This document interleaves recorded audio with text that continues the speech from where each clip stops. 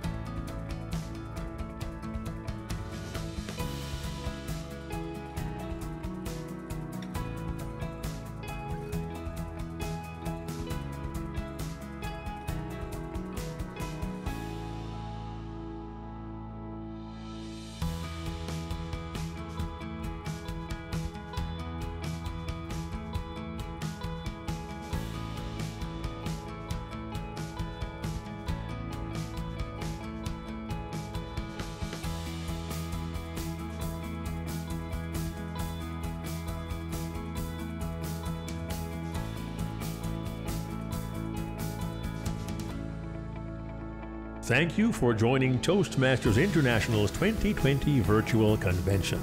The session will begin in 3 minutes.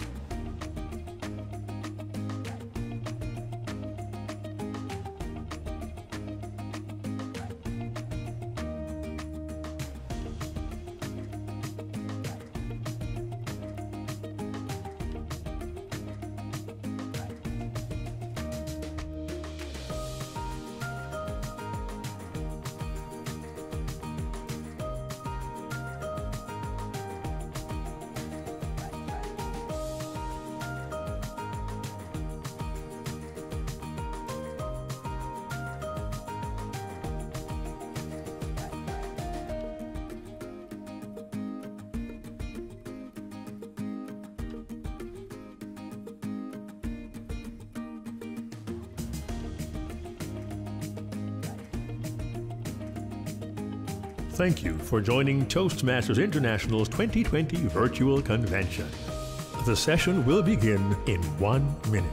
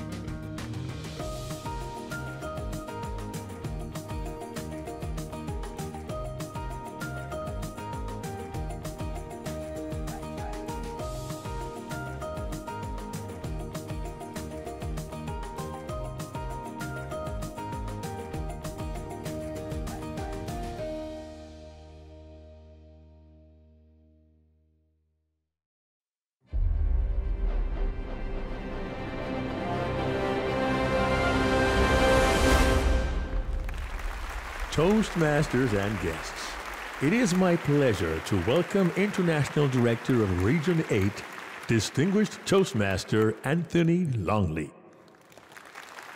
Welcome to Semifinal Speech Contest 1. Thank you for joining us for this virtual contest. We are thrilled to have Toastmasters and guests from around the world here to cheer on contestants. In a few minutes, you will hear the speakers who are competing to win a spot in the Toastmasters International World Championship of Public Speaking on Saturday. Competition began at the club level, and each of the contestants speaking today proceeded all the way through the region quarter-final level to make it to the semifinals. All 2020 International Speech Contest participants accepted an additional challenge when the contest was moved online, partway through the contest cycle. Like true Toastmasters, they have demonstrated flexibility and adaptability. The top two contestants from today's semifinal will proceed to the World Championship of Public Speaking. When a contestant is speaking, all other contestants will remain muted with cameras off. We will observe a minute of silence between contestants. Copying, streaming, or reproducing this contest is strictly prohibited. Recordings of this contest will be available on the virtual convention platform.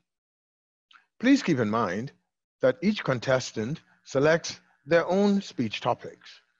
Some of the content may be personal in nature and contain language, ideas, or beliefs that some audience may consider sensitive. The chief judge for this contest is Susan Zoe. Chief Judge, are we ready to proceed? Yes, we are ready. Thank you. Let the contest begin. Speaker 1, Cyril Jr. Dim, The Power of Silence.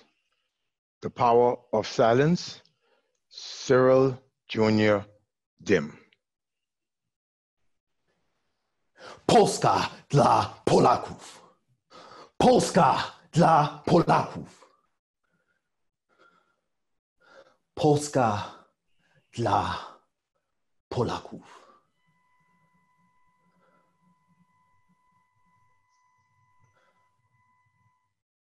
Two men standing across the street, yelling at me, a foreigner who just wanted to catch his bus. Poland is for Poles. Now, if anybody ever told you that Cyril Jr. Dim is afraid of a fight, they wouldn't be lying. Mr. Contest Chair, friends, I was terrified. The bus suddenly decided to run late, as if to give these men enough time to effectively communicate their message. The people around me remained silent, as if they agreed with these men. I stood there, silent too. Minutes went by, and the situation, it only got worse. These two men, they decided to cross the street.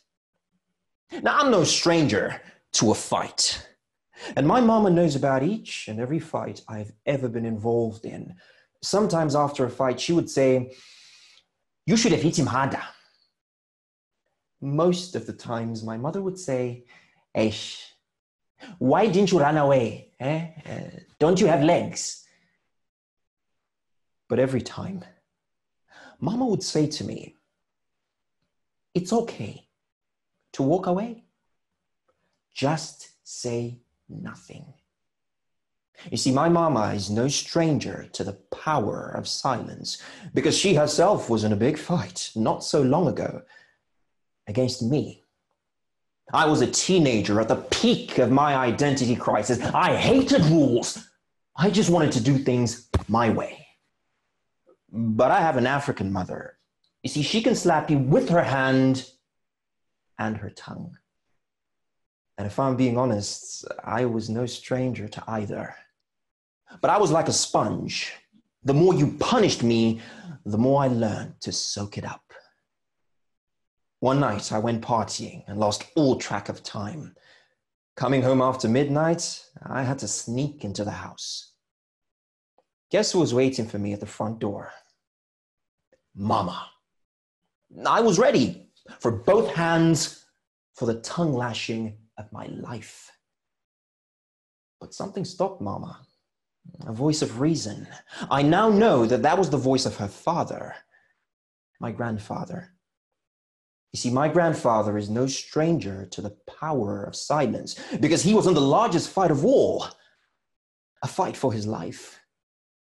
In colonial Zimbabwe, racism was the way of the day, and my grandfather's boss was the worst of them all.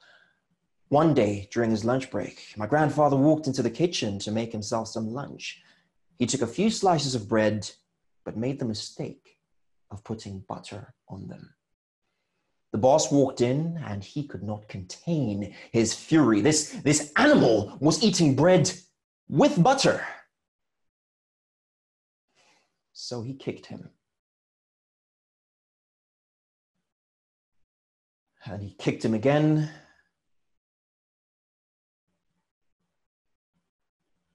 And he kicked him again.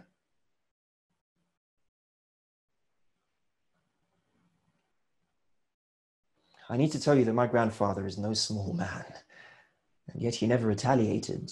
In fact, he went back to work the day after that, and the day after that, and every day after that. I couldn't understand it, so I asked, Grandpa, why didn't you fight back? My grandfather explained it to me this way. By remaining silent when provoked, I chose to fight a different way. I chose to fight for my family, for their house, for our future. Grandpa kept his job. He raised 6 amazing children and my mother. Today he lives with his wife of many years, the love of his life, my grandmother, close to the beach in Miami. And what happened to this boss? Nobody knows. Down to this day, we don't even know his name. Mama knew this story, and in that moment, I was that boss, kicking my own mother over and over again because I wanted to do things my way. So for what felt like an eternity, Mama looked me dead in the eye and said nothing.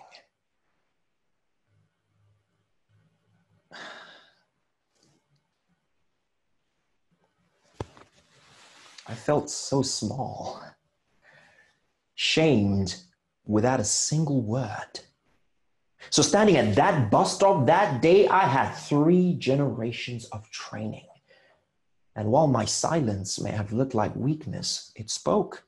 Do you know how I know this? Because as these 2 men approached, the people around me, countrymen to them, but strangers to me, lined up in front of me to protect me. They stood there until my bus arrived.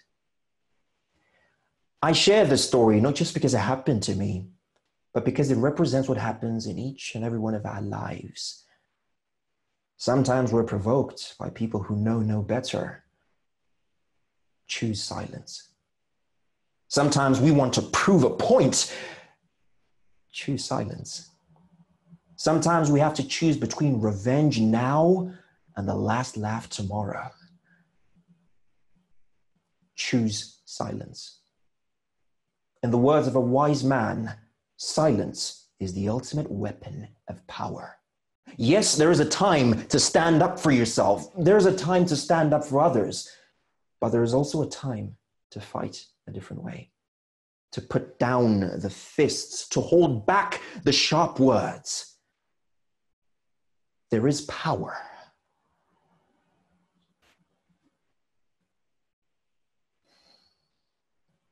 in silence.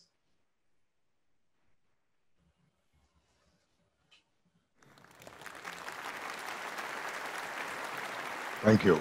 We will now observe 1 minute of silence.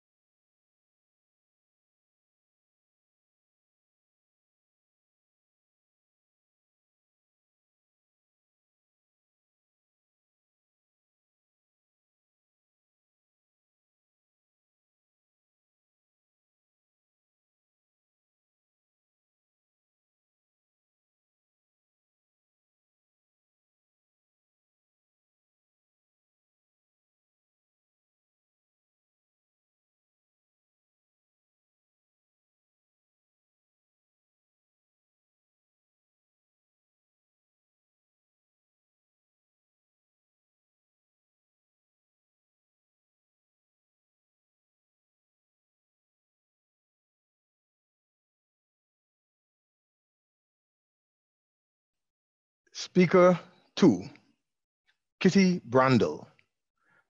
Crunchy people. Crunchy people, Kitty Brandel. Have you ever encountered someone so powerful, so fierce, and so frightening that they stopped you cold in your tracks?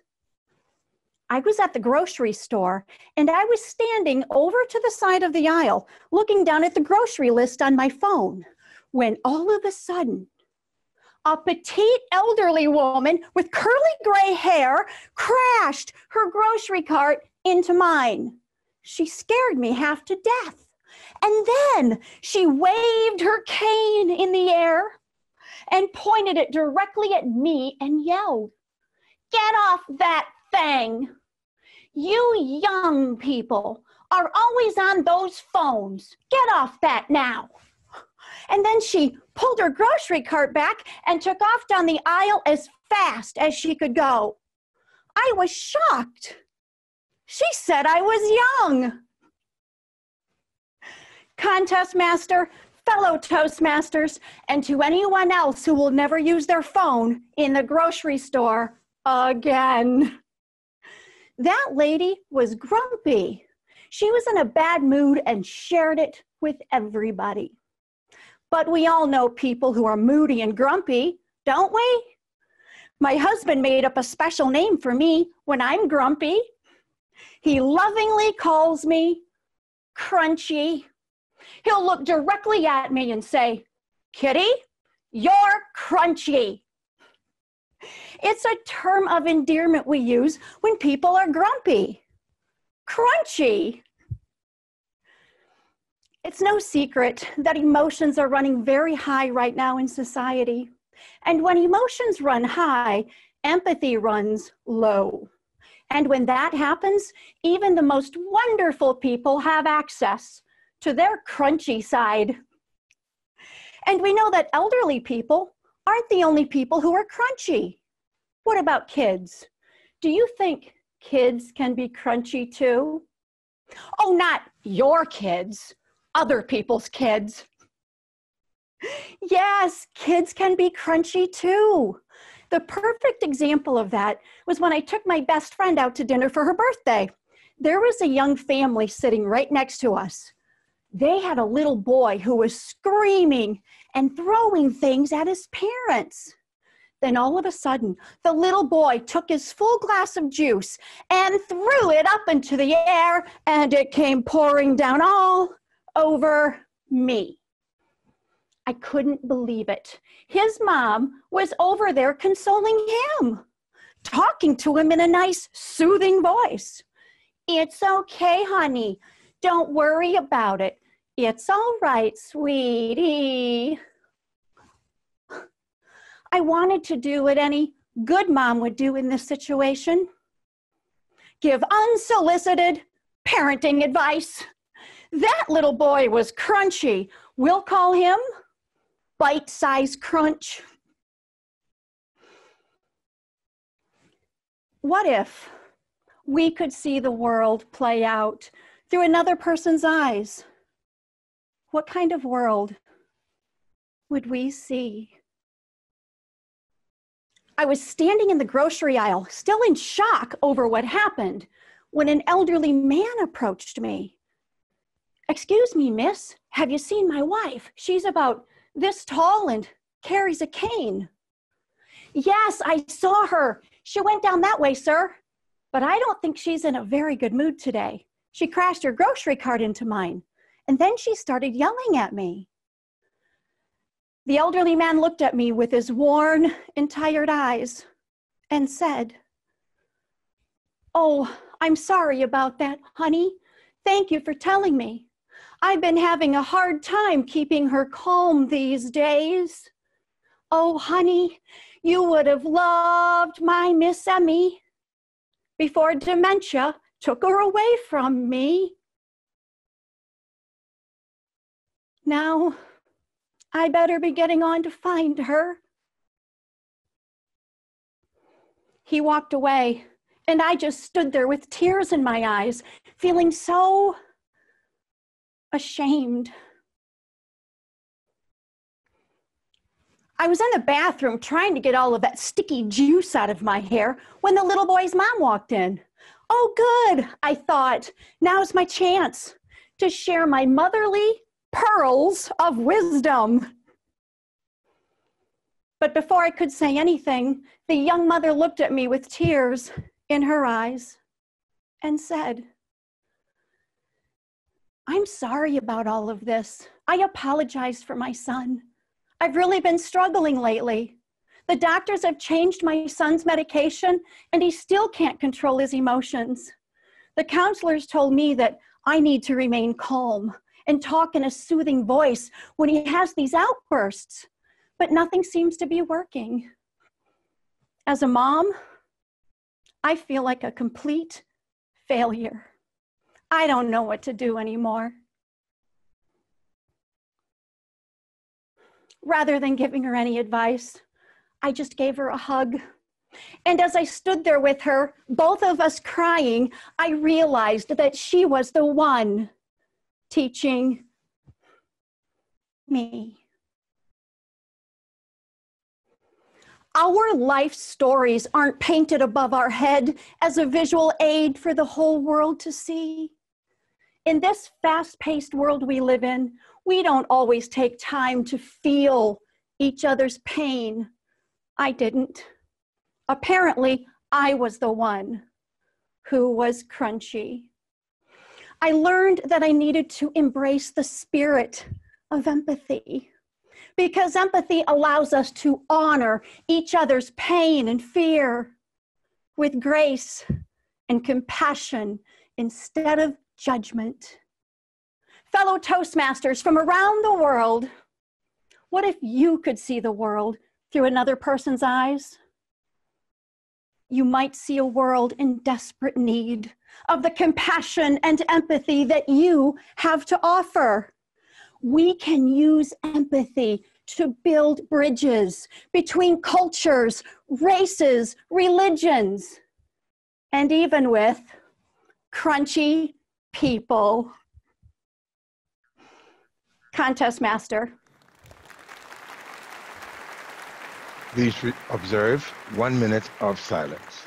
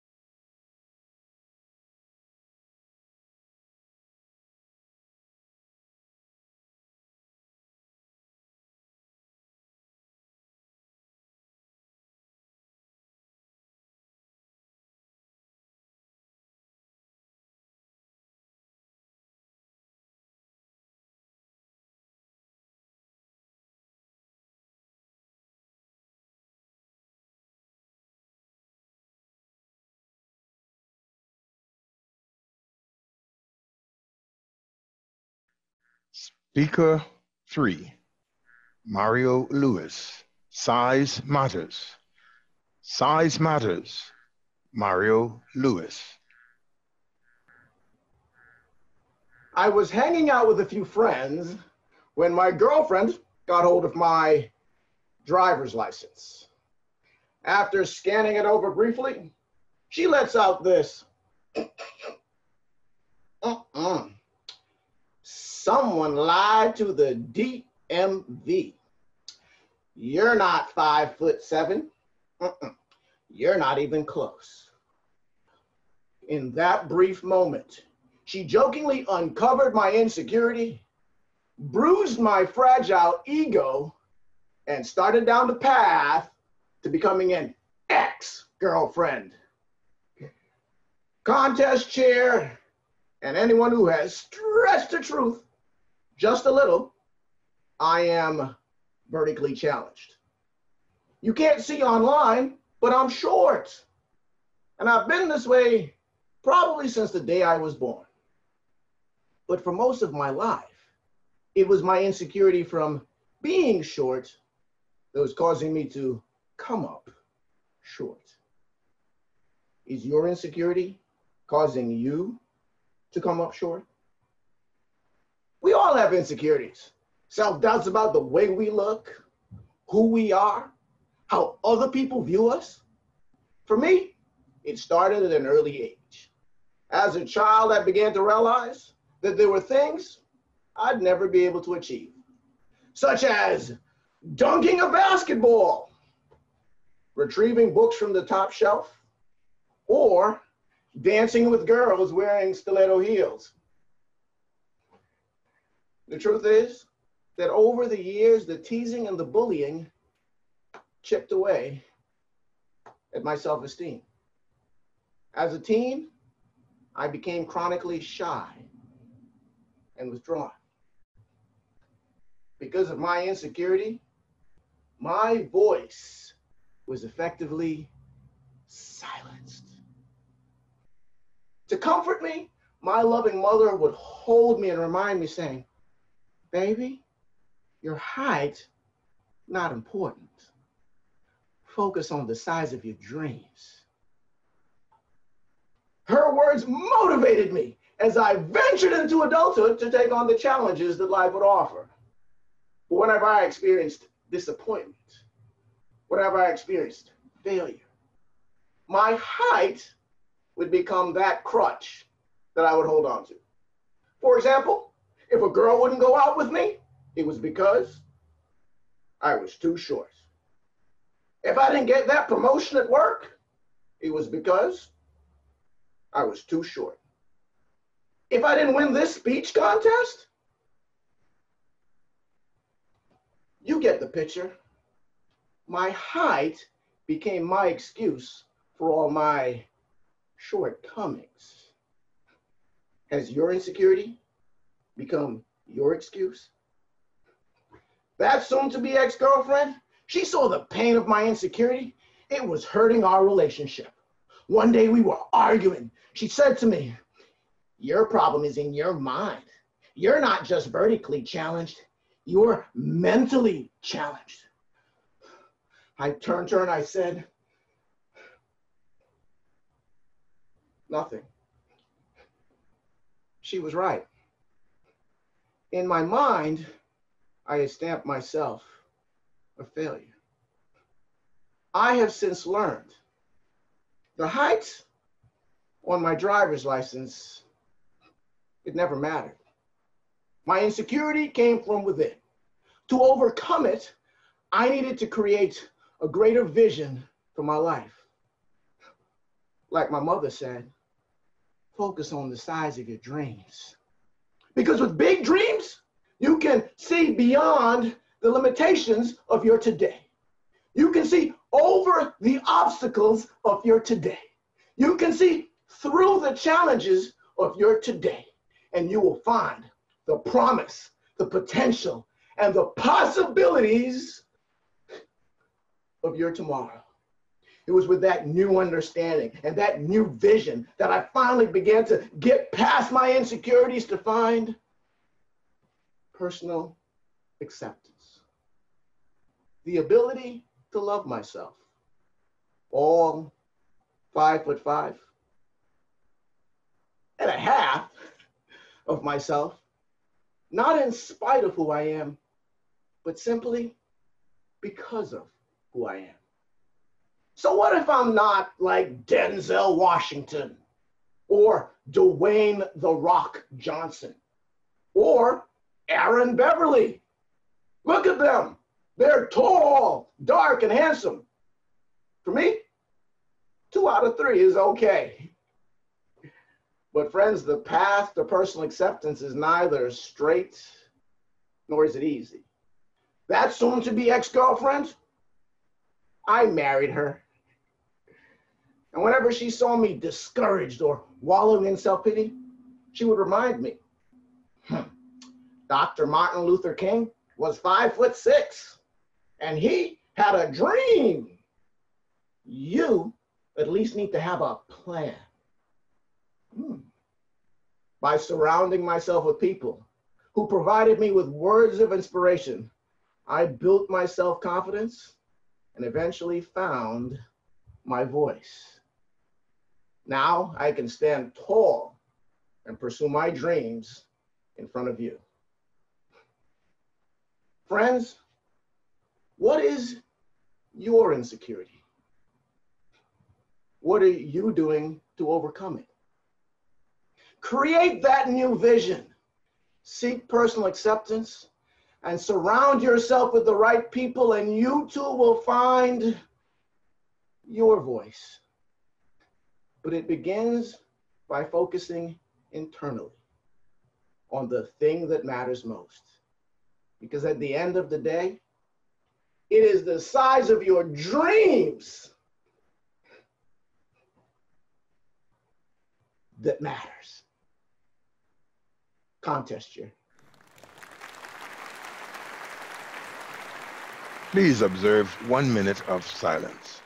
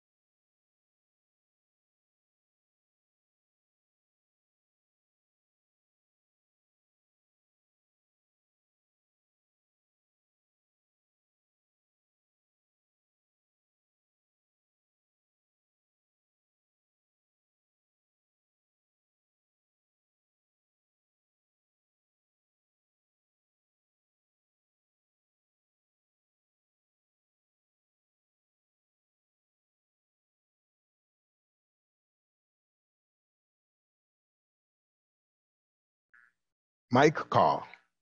Blue. Blue. Mike Carr. She was blue, not just her fingernails and her closed eyelids, but also the hue of her cheek and the curve of her shoulder. Her lips were also blue, I noticed as I moved my mouth away from her mouth.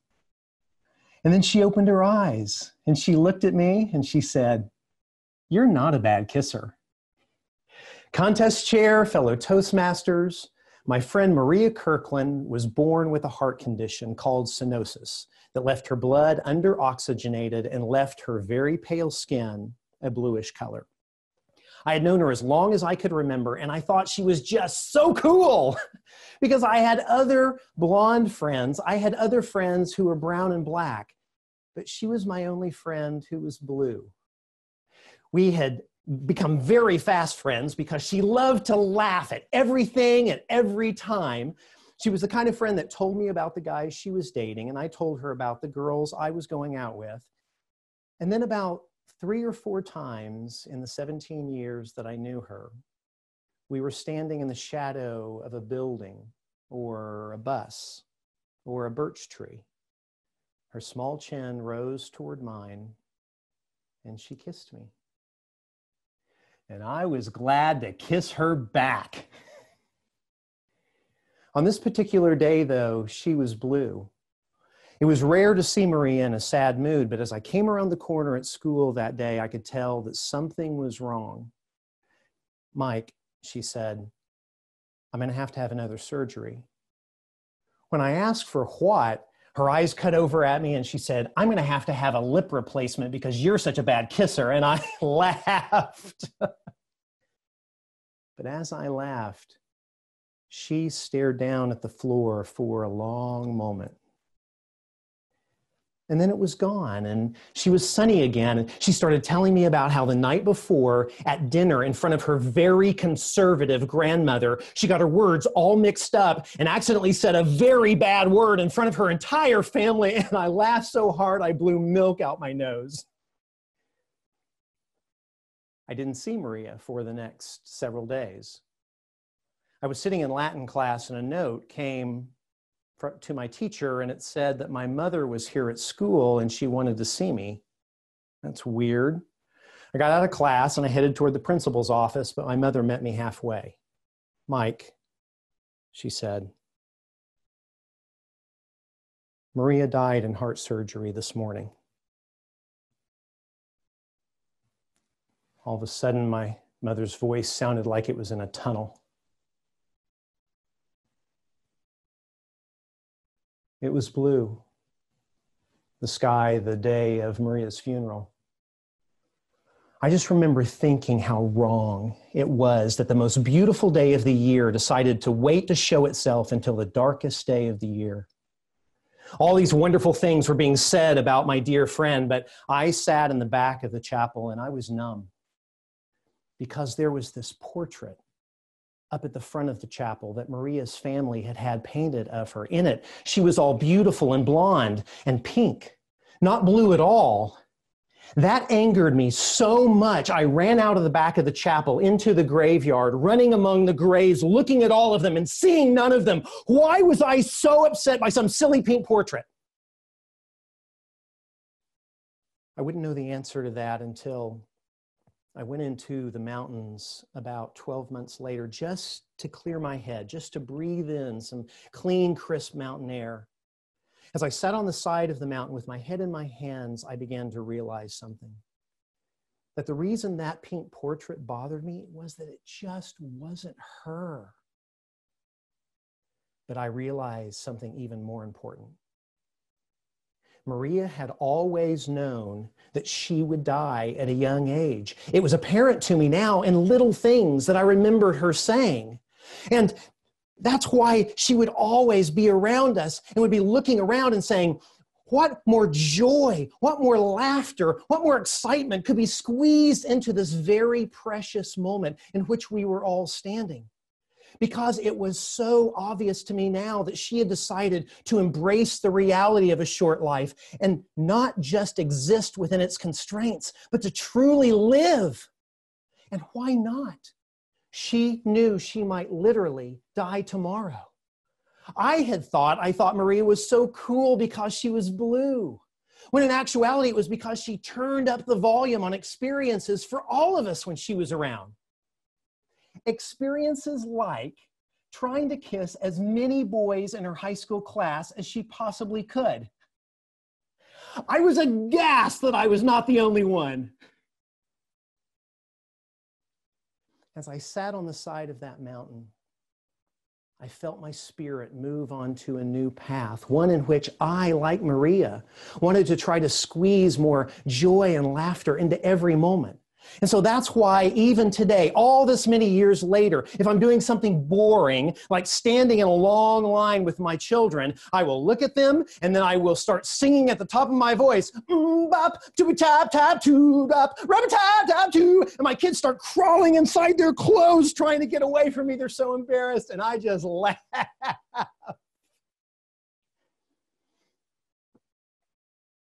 I think about Maria every time.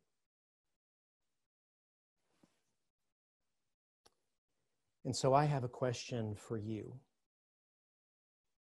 Who is your Maria? Who is it that brings you life? Can I ask you to do two things? First, would you call that person tomorrow or FaceTime them and just say, you bless me more than you know, because you never know how long you will have them. And secondly, would you be a Maria for someone else? Because in this day and age, when the best we can do is just watch the number of COVID cases rising and all the people who are dying, everyone deserves more joy, more laughter, more excitement poured into their day. Well, just like Maria, let's you and I take this opportunity to turn someone's gray skies into blue. Contest chair. Yep. Please observe 1 minute of silence.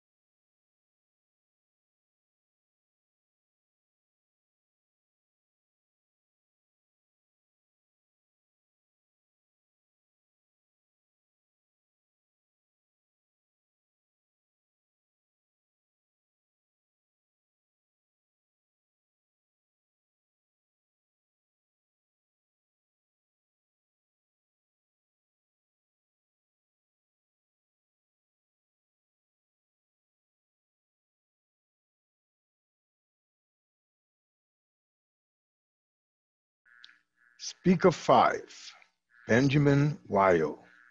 Lighter than air. Lighter than air, Benjamin Wyo. Why do some balloons fly and others fall? You see, these balloons are just like you and me. Because when it comes to flying, it doesn't matter what color, shape, or size they are on the outside. What matters is what they've got inside. Whatever you're carrying inside you can make the difference between flying up in joy and tranquility or falling down in depression and despair. Contest chair, my friends, do you remember growing up? I remember constantly being taunted about the way I looked, about my weight, and even the size of my head. So they would call me names like Teletubby and Headmaster. And this made me feel ugly and heavy inside. But someone made the difference in my life. It was my mother, sweet mama. Whenever I'd be ready to go out, she would make me stand in front of her, straighten my shirt, and say, "Fine boy, give me 5." And it wouldn't matter what anyone said to me. Because of mother, I believed I was a fine boy. And I felt more confident and lighter inside. And when you're fine inside, you can't fall. You can only fly. Did I hear someone say, all mothers say that about their children? Not my mother. No, she walked her talk. Though mama had belly fat and stretch marks, she was never ashamed of her body and was always confident. Any time in front of a mirror was an opportunity for her to strike a pose and say, fine girl.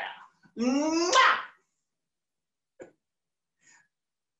Then after I got married, and after several children, I would sometimes hear my wife, Julia, saying things like, I look fat and ugly. Do I look fat? But I would say, babe, look at me, look at me. Fine girl, I salute you. You see, I learned from mother, and I knew that all that belly fat and stretch marks, ugly, no, they had a special meaning. They were the symbols of her sacrifice. Just like my mother's sacrifice for having my siblings and me, those scars were from her sacrifice for having our lovely children. That's why today, my wife wears a brighter smile and a spring in her step because she knows she's a fine girl. And she feels better about herself inside. And when you're fine inside, you can't fall. You can only fly. Yes, we are a family of fine girls and fine boys. Probably one of the finest of them all while growing up was my very handsome young uncle, Uncle Abba. People, Uncle Abba was dignified, tall, dark, handsome, six-pack and V-shape. I was determined to be like him one day. One day. He, however, had just one physical flaw. I'll tell you about it. When Uncle Abba was only 7 years old, he and his father were traveling in a bus when it crashed into a giant truck and almost immediately burst into flames. Now, Abba's father was rescued from the vehicle unconscious, but as soon as he came to, he instinctively shouted, "Abba, where are you?" and realized with horror that his boy was still in the burning bus. Without hesitation, he grabbed the thickest and wettest cloth he could find, fighting off the people holding him back. "It's my son," he said, and ran straight into the fire. Seconds that seemed like hours passed, and everyone thought that father and son were lost, until a man emerged, engulfed in flames and screaming from the pain, but still tightly clutching a bundle to his chest. Everyone rushed to his aid, but Abba's father was already gone.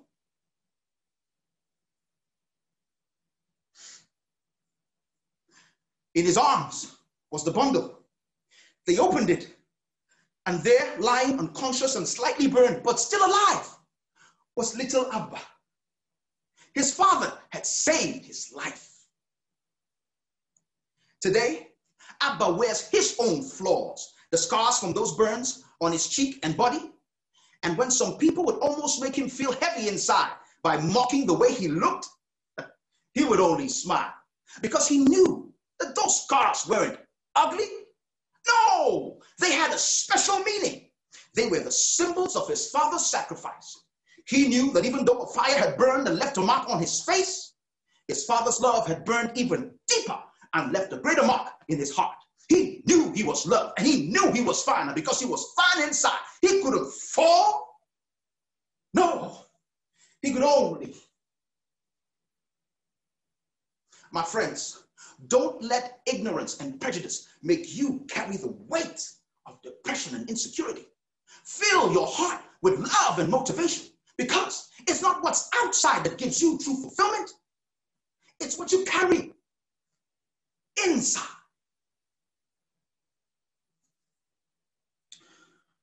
So no matter where you have fallen, please reach into yourself and let go of that weight so that you too can be lighter inside. Lighter than air. Lighter than air. Contest chair.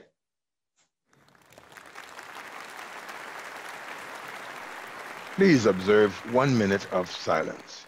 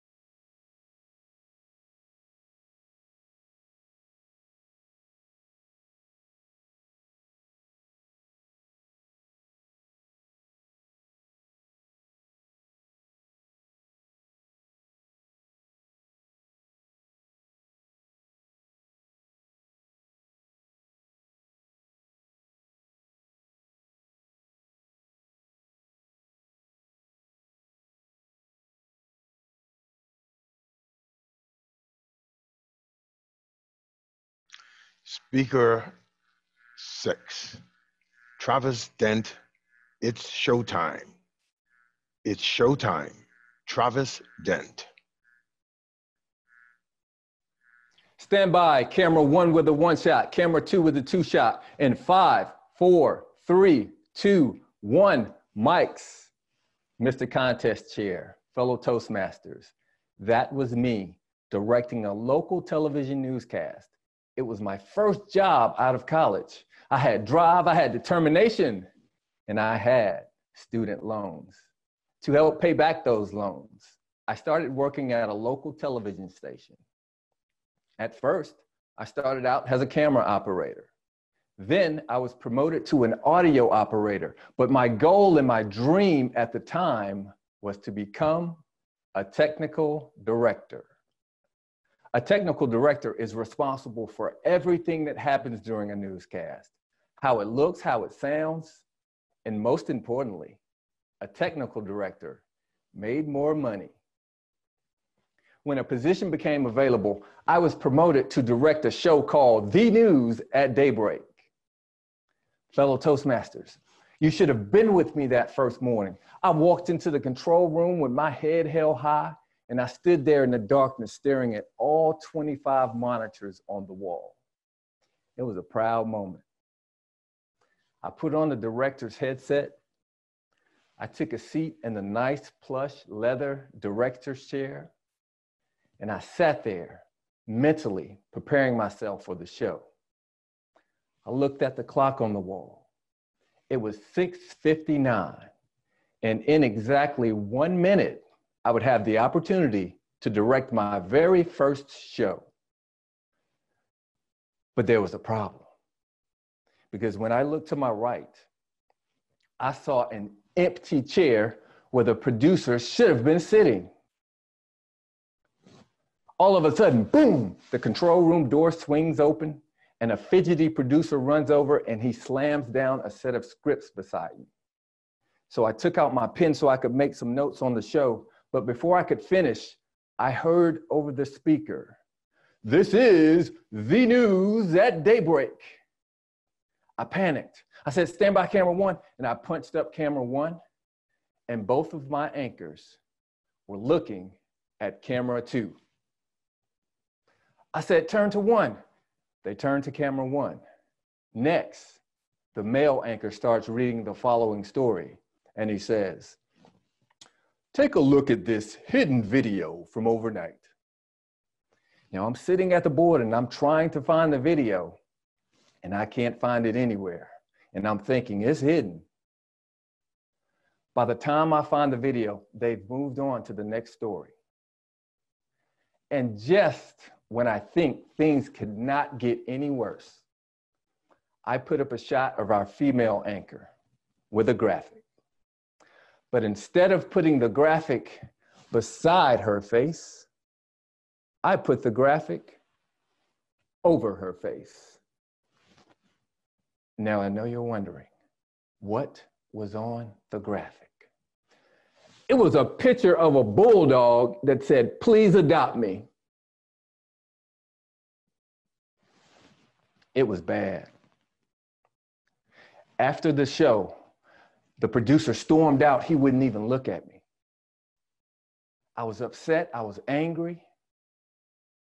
I did what any young, strong male adult would do. I walked down the hallway to the restroom and I cried.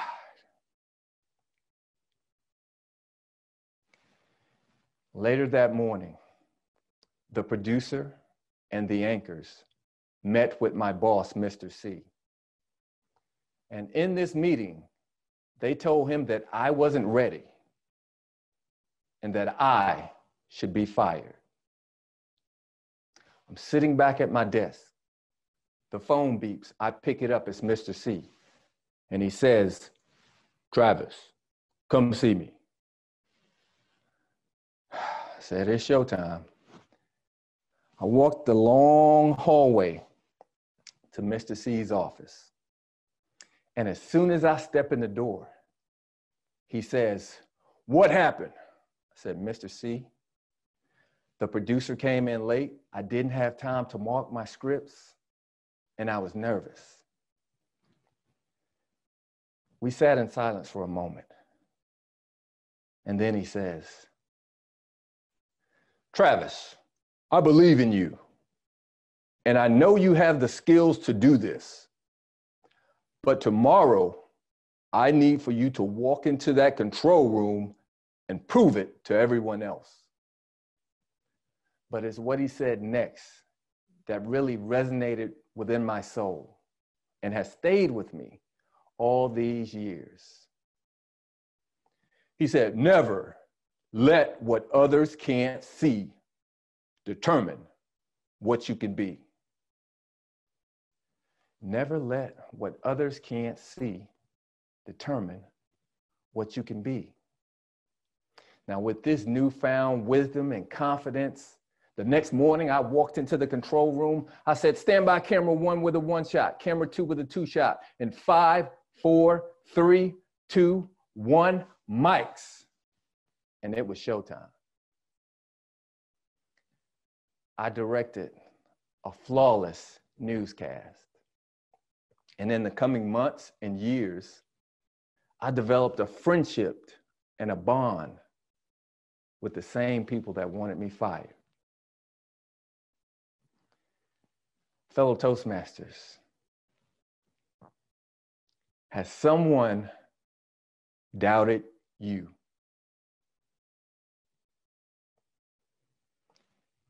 If so, how did you respond? Did you give in to that doubt, or did you say, I am going to prove this person wrong? In your life, you're the director, and you call all of the shots. And just like my first show, there are going to be times when you're nervous. And I promise you, you'll make some mistakes. But never, never let what others can't see determine what you can be. Mr. Contest Chair. Please observe 1 minute of silence.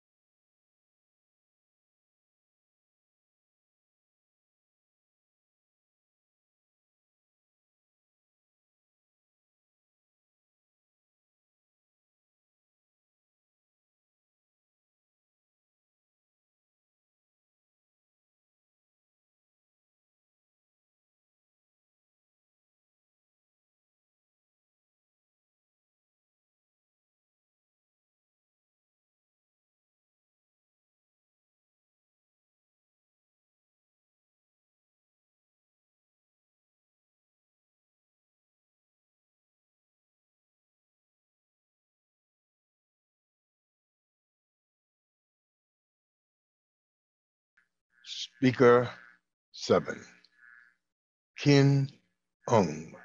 Stop, look, listen. Stop, look, listen. Kin Ung.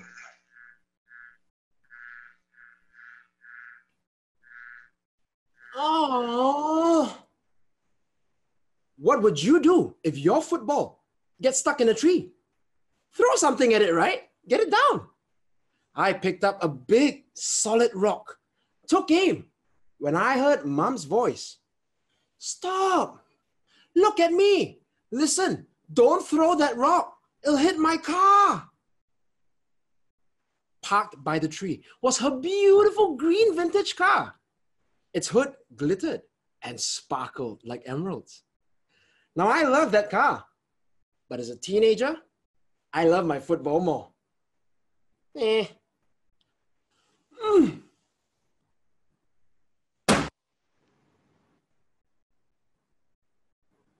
Contest chair, Toastmasters, and fellow troublemakers. When was the last time you got into trouble? Because you didn't stop, look, and listen. Mom never fixed that dent. She wanted to teach me a lesson I'll never forget.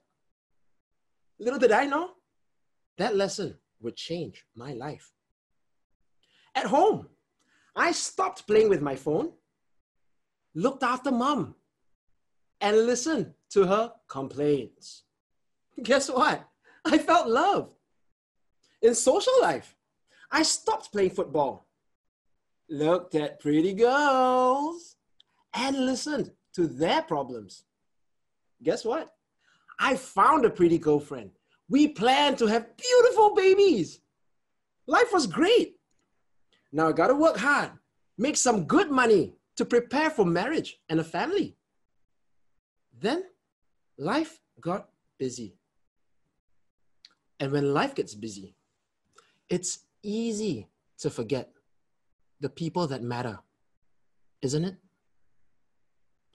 Day in, day out, working hard, working long, 7 days a week, rinse and repeat.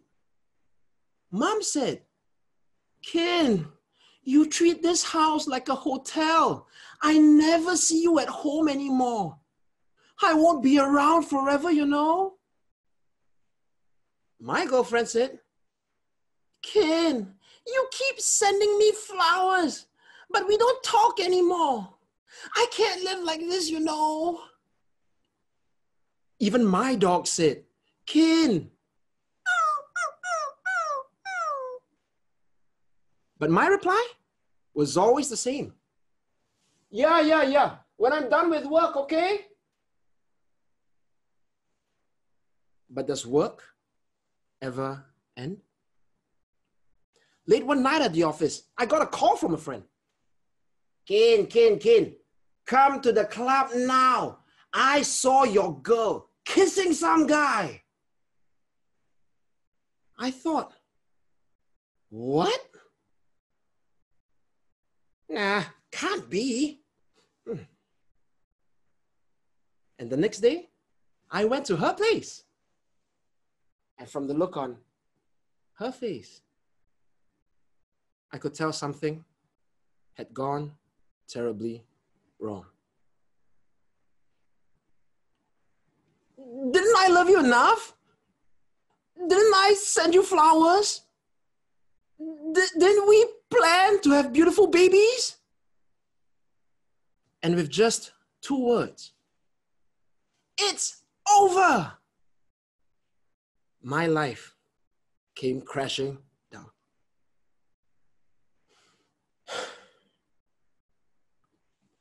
At the end of that long, lonely walk home, I saw that same green car with the same dent in the hood, and it hit me.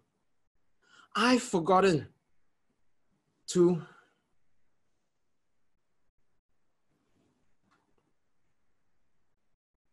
When was the last time I stopped, looked into my girlfriend's eyes, and listened to her cries? I made a dent in her heart. When was the last time I stopped, looked into Mom's eyes, and listened to her pain? I made a dent in Mom's heart too. When was the last time you stopped, looked, and listened? So I stopped right where I was, looked at all the dents I made, and I listened to my heart. It said, Ken, it's time to fix those dents. Where did I start? I spent time with Mom. Mornings talking at the beach. Evenings massaging her feet. I fixed that dent in Mom's heart and car. Guess what Mom said? Ken, now you're always at home. How will you find a wife? Parents. So I took Mom's advice, started looking at pretty girls again. This time, I find an amazing girl, Chen. She brings Mom to the beach and massages Mom's feet when I can't be there. Chen gets it. Chen stops, looks, and listens. That's why we're getting married next year. And yes, we'll have 11 beautiful babies. I want a football team. And if she says, whoa, that's too many, I'll stop, look, and listen to her. Why? Because I've learned that life is great only when your relationships are great. Have you left a dent in someone's heart unknowingly? It's time to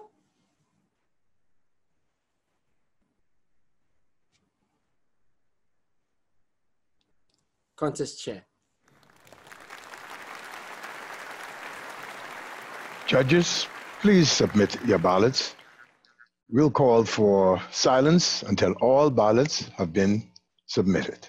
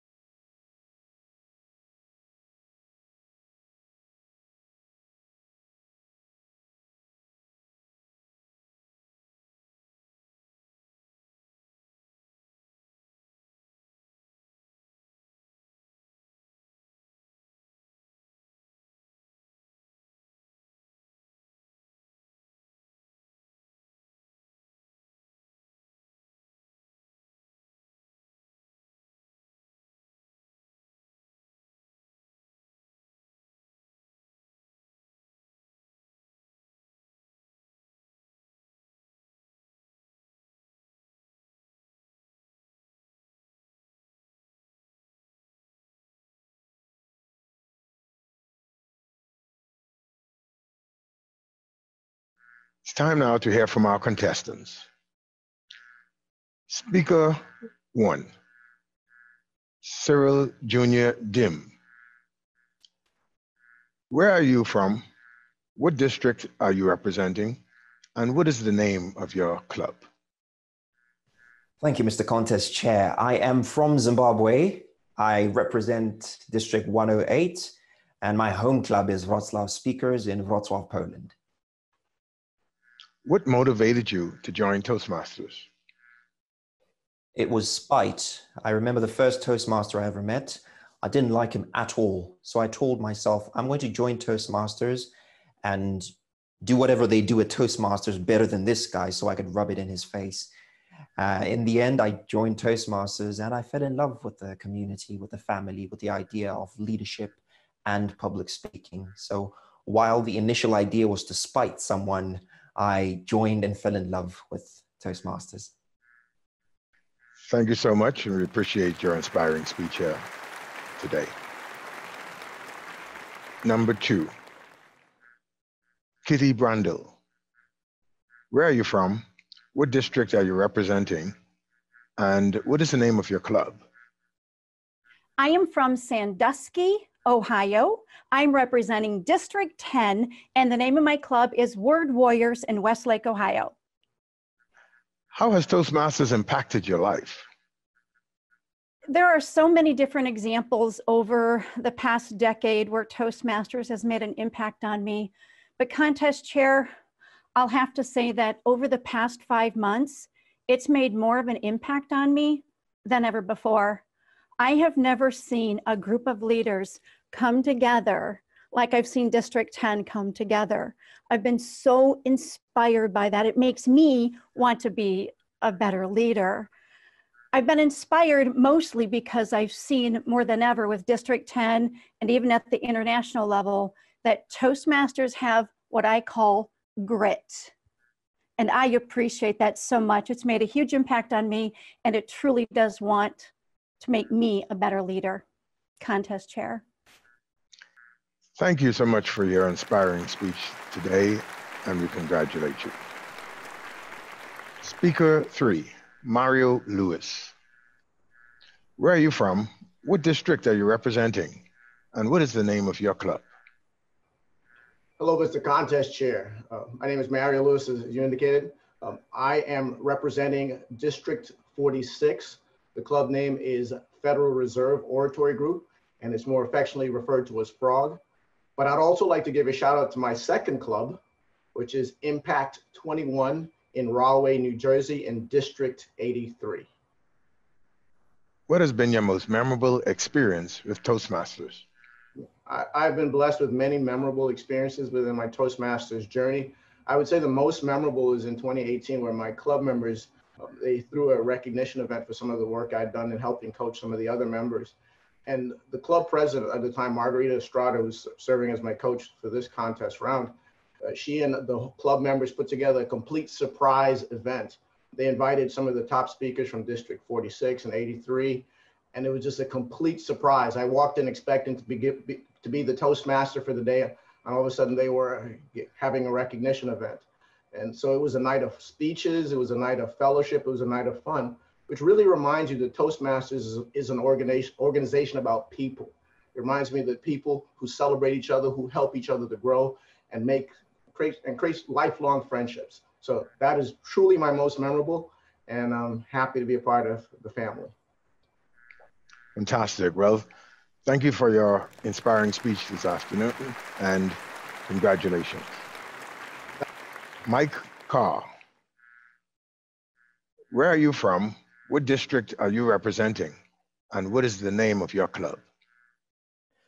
Thank you, sir. I am from Austin, Texas, and I am representing District 55. I have two clubs. I'm representing Austin Toastmasters, and I'm also a member of Laughing Matters Toastmasters, where laughing really matters. What advice would you give to members who have never competed in speech contests? I would tell them to jump in, to join, there are things that you learn in contests that you just can't learn giving a speech in Toastmasters. I originally joined Toastmasters in order to be able to help with the work I was doing. But the contest is great. Working on a speech over and over again and honing that speech and getting coaching on that speech from a lot of different groups. And this year is even more so. It seems like I can't understand why the entire world is are not members of Toastmasters right now, because we get to practice this medium that we're all using to talk to grandparents and grandchildren and have meetings. So right now is a unique opportunity to be able to practice how to effectively communicate through the Zoom or any kind of camera and on the other side of the screen. So I would encourage anybody who has not tried a contest to give it a shot. Just jump in. The victory is in trying. It's not in the result. Thank you so much, and we appreciate your inspiring speech here today. Benjamin Wayo, where are you from? What district are you representing? And what is the name of your club? I am from Nigeria, West Africa, from my club, Apple Hill Diamonds Club, District 94, Region 11. Where do you find the inspiration for your topics? Basically from people, from events in my life, from things I've read, from other people. Basically people. People inspire me every day. And anything that captures my emotion, my imagination, my passion, basically that's where I develop my speeches from. And that's what I love to do. I love to communicate from an area of passion and emotion. Well, we certainly wish to thank you for such an inspiring speech today, and congratulations. Travis Dent, where are you from? What district are you representing? And what is the name of your club? Mr. Toastmaster, I am from Lincolnton, Georgia. I'm representing District 77, and I am a member of Montgomery Toastmasters here in Montgomery, Alabama. What was your motivation for competing? Well, I love the competitive spirit of the contest. And having participated in other contests, I realized that when you participate, you become a better speaker. You take a rough speech and then you craft it and then you make it the best speech that you possibly can to present. And I think for me, that was one of my personal goals, was to become a better speaker and a better presenter. And the contest really helped me to develop my speaking skills. Well, we certainly wish to thank you for presenting such an inspiring speech today, and congratulations. Kin Ung, where are you from? What district are you representing? And what is the name of your club? Hi, Mr. Toastmaster. I am from Singapore, representing District 80. And my home is Tampines Changkat Toastmasters. Wonderful. Do you have any lucky charms or good luck rituals you do before giving a speech? Actually, yes, I do have a few. One of the rituals I do is I actually get sick in the stomach and I let all the butterflies out. It happens before every contest, every speech. Don't know why it happens, but it does. And I just feel better. And for lucky charms, I have 3 actually. And they're right here. Yep, suited bears. I'm not sure what is it about them, but well, they just make me smile. And I guess they remind me that even if I mess up my speech, everything's gonna be okay. Well, we wish to thank you for such an inspiring speech today, and congratulations. Thank you, contestants. The top 2 contestants from this semifinal will advance to the World Championship of Public Speaking this Saturday, August 29th. Winners from this contest and all other semifinal contests will be announced after the completion of semifinal 4 on Wednesday, August 26th, 2020. at approximately 7:30 p.m. GMT. The announcement will be posted on the Toastmasters website, on the Toastmasters International Virtual Convention platform, and on Toastmasters social media channels. Contestants progressing to the World Championship of Public Speaking will be available for a virtual finalist showcase from 2:30 to 3 p.m. GMT on August 27th. Thank you all again for joining us for today's semifinal. The contest is adjourned.